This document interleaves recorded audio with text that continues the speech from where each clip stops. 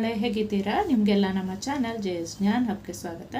ಇಂದು ನಾವು ಗಣರಾಜ್ಯೋತ್ಸವ ಎಂಬ 10 ಸಾಲುಗಳ ಸರಳ, ಸುಂದರ ಮತ್ತು ಎಫೆಕ್ಟಿವ್ ಆಗಿರೋ ಪ್ರಬಂಧವನ್ನು ಹೇಗೆ ಬರೆಯೋದು ಅನ್ನೋದನ್ನು ತಿಳ್ಕೊಳ್ಳೋಣ. ಅದಕ್ಕಿಂತ ಮುಂಚೆ ದಯವಿಟ್ಟು ನಮ್ಮ ಚಾನಲನ್ನು ಸಬ್ಸ್ಕ್ರೈಬ್ ಮಾಡ್ಕೊಳ್ಳಿ ಮತ್ತು ಈ ವಿಡಿಯೋನ ಸಂಪೂರ್ಣ ವಾಚ್ ಮಾಡಿ. ಶುರು ಮಾಡೋಣ. ಗಣರಾಜ್ಯೋತ್ಸವ ಪ್ರಬಂಧ.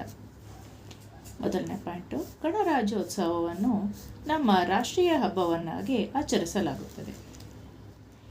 ಎರಡನೇ ಪಾಯಿಂಟ್, ಗಣರಾಜ್ಯೋತ್ಸವವನ್ನು ಜನವರಿ 26ರಂದು ಆಚರಿಸಲಾಗುತ್ತದೆ. 3, ಗಣರಾಜ್ಯೋತ್ಸವವನ್ನು ನಮ್ಮ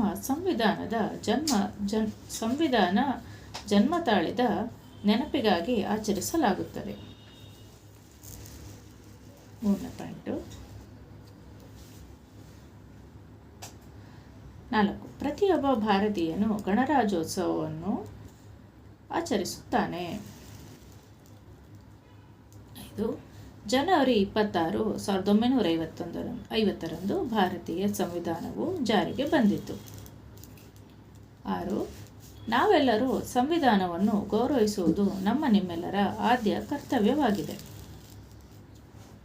7, ರಾಷ್ಟ್ರೀಯ ಹಬ್ಬವಾದ ಗಣರಾಜ್ಯೋತ್ಸವವು ದೇಶದ ಏಕತೆ, ಸೌಹಾರ್ದತೆಯನ್ನು ಹೆಚ್ಚಿಸಲು ಸಹಕಾರಿಯಾಗಿದೆ.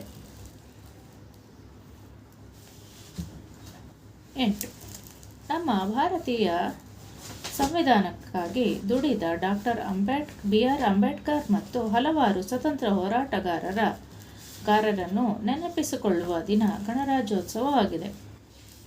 9, ನಮ್ಮ ಸಂವಿಧಾನವು ವಿಶ್ವದ ಅತಿದೊಡ್ಡ ಲಿಖಿತ ಸಂವಿಧಾನವಾಗಿದೆ.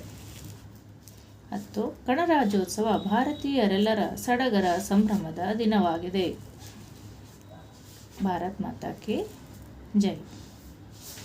ಮಕ್ಕಳೇ, ಈ ಪ್ರಬಂಧ ನಿಮ್ಗೆ ಅರ್ಥ ಆಗಿದೆ ಅಂತ ತಿಳ್ಕೊಳ್ತೀನಿ.